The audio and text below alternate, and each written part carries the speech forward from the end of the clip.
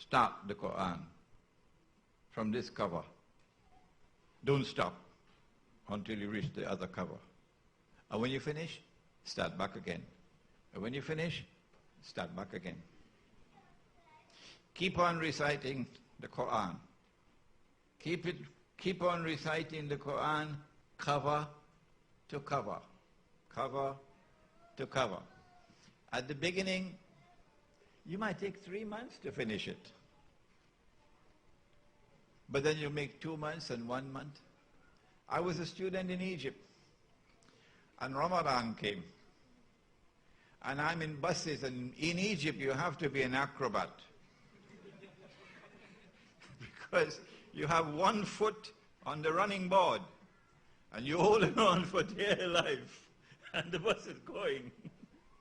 And I saw people in the buses packed like sardine, and one hand is holding on for dear life, and 1 foot is hanging out, and he has the Quran and he's reciting. I said, what kind of people are these Egyptians? I never saw this in Trinidad.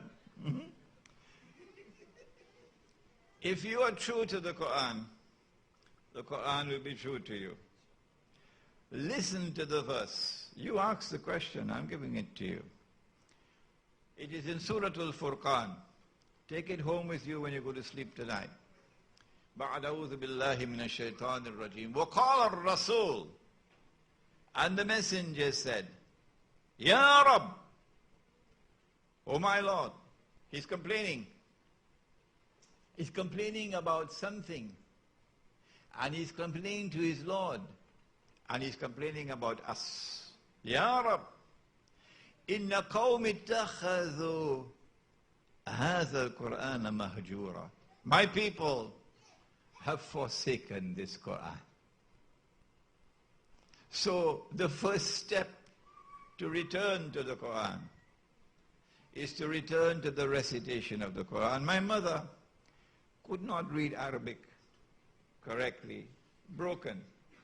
My father died when I was 15, and she had all these orphan children. Sometimes no food in the house. And so she struggled. But in the night time when she put the children to sleep, Imran would see her sitting in the sitting room, all by herself, reciting the Quran.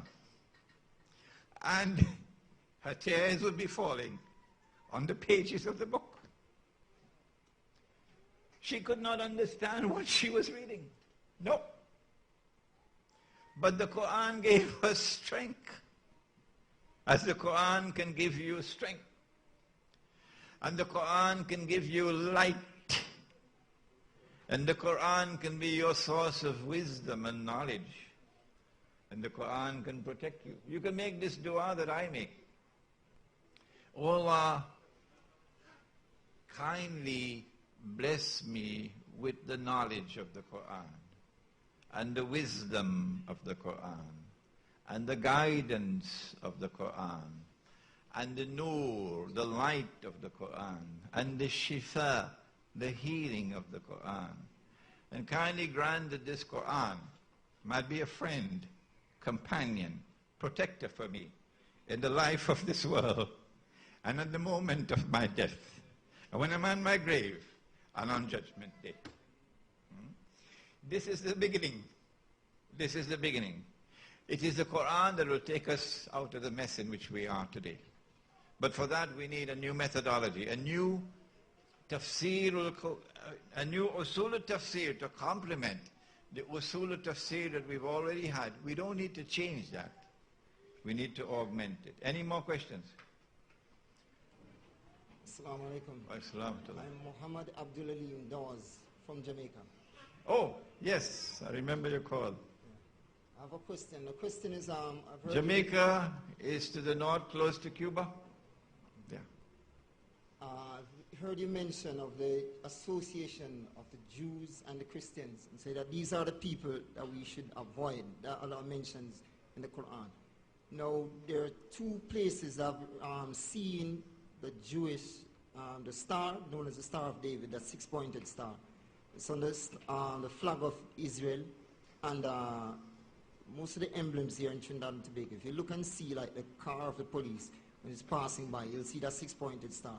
So I'm trying to find out now if there's some kind of association between the powers to be in Trinidad and Tobago and the Jews.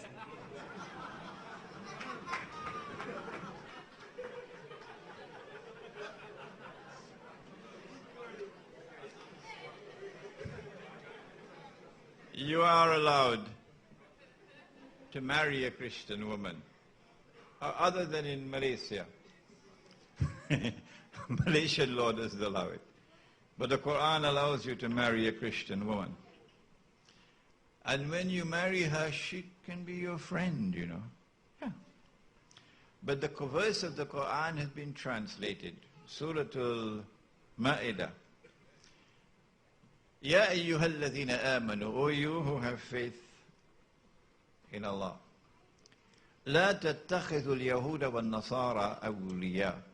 Do not take the Jews and do not take the Christians as your friends and allies. So you're going to have to tell her.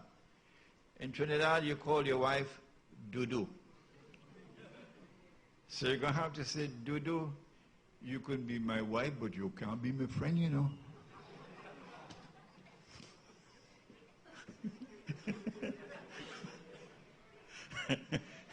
Don't take the Jews and don't take the Christians as your friends and allies.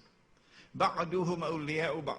They are friends and allies of each other. That's not true. That's false.